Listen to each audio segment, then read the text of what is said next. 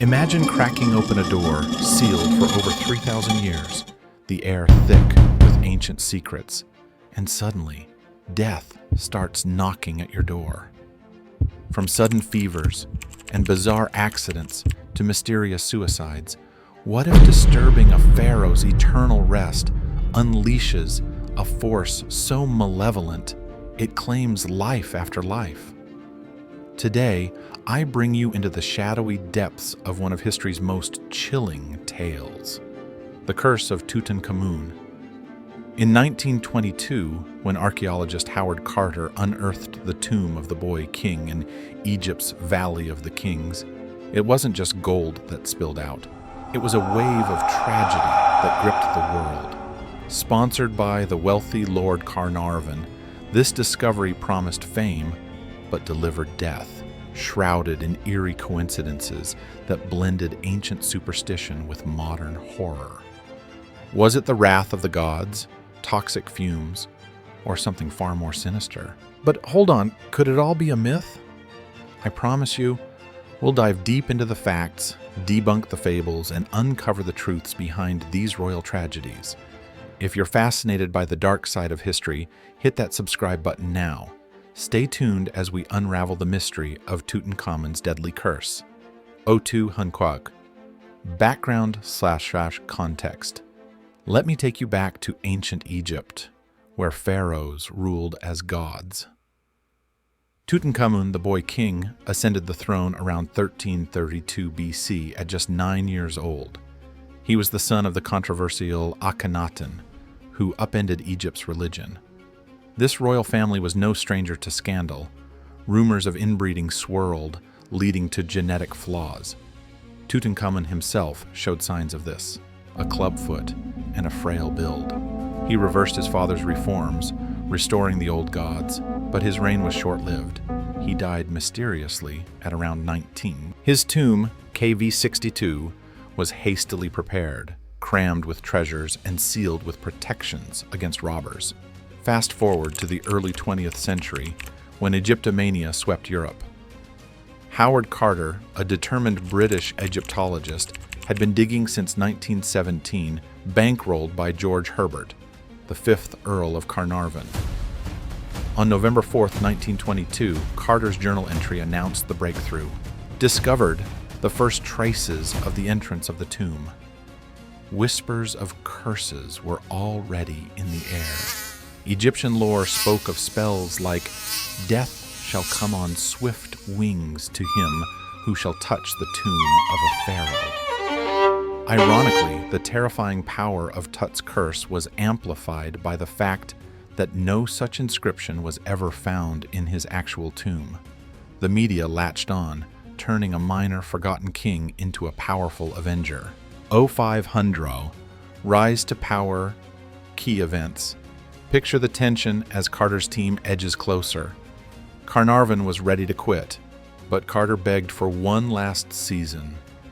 On November 26, 1922, with Carnarvon present, they breached the sealed door.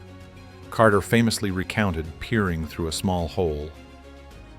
As soon as one's eyes became accustomed to the glimmer of light, the interior of the chamber gradually loomed before one, with its strange and wonderful medley of beautiful objects heaped upon one another.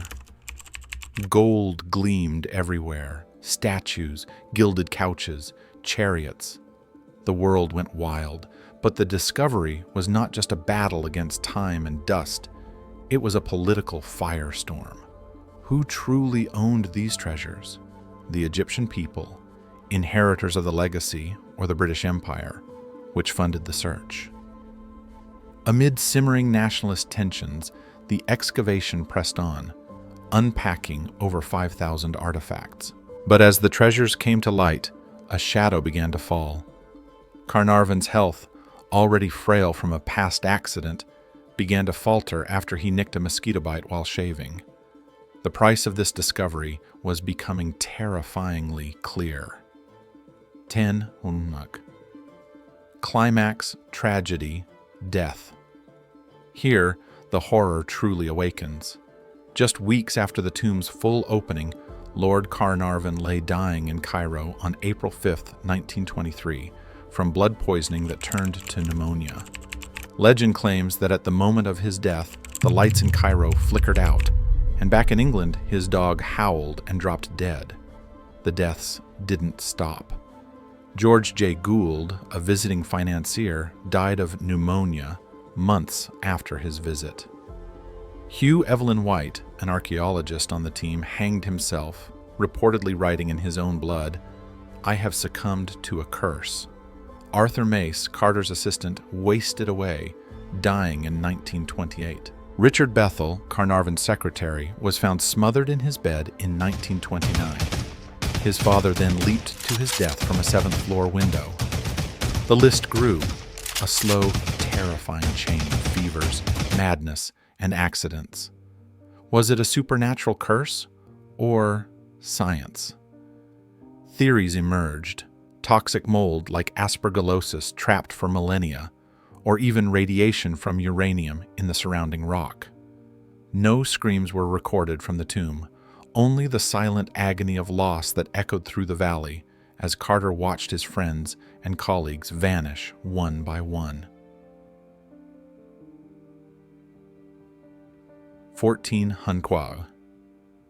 Legacy/analysis. The curse's greatest legacy was not death, but the birth of a legend. Tutankhamun, once an obscure boy king, became a global icon of ancient mystery and power, all thanks to sensational headlines. This tragic saga reshaped archaeology, inspiring laws to protect cultural heritage. Modern science has largely debunked the curse. A 2002 British Medical Journal study found that those exposed to the curse lived no shorter than their peers. Howard Carter himself, the main target, lived for another 17 years, dying at 64. The real culprit was likely a mix of sensationalism from 1920s newspapers, pre-existing health issues like Carnarvon's, and tragic coincidence. In my opinion, it's a powerful reminder of human vulnerability and our fascination with the unknown, not the wrath of gods. What do you think? Curse or coincidence? Comment below. 1600 word. Conclusion or call to action. In the end, Tutankhamun's curse is a tragic blend of ancient mystery and modern myth, warning us against disturbing sacred rests. Yet, from this darkness rose invaluable knowledge. Thanks for joining this chilling journey. Keep exploring history's shadows. If you enjoyed, smash that like button, subscribe for more, and share with a friend who loves the macabre.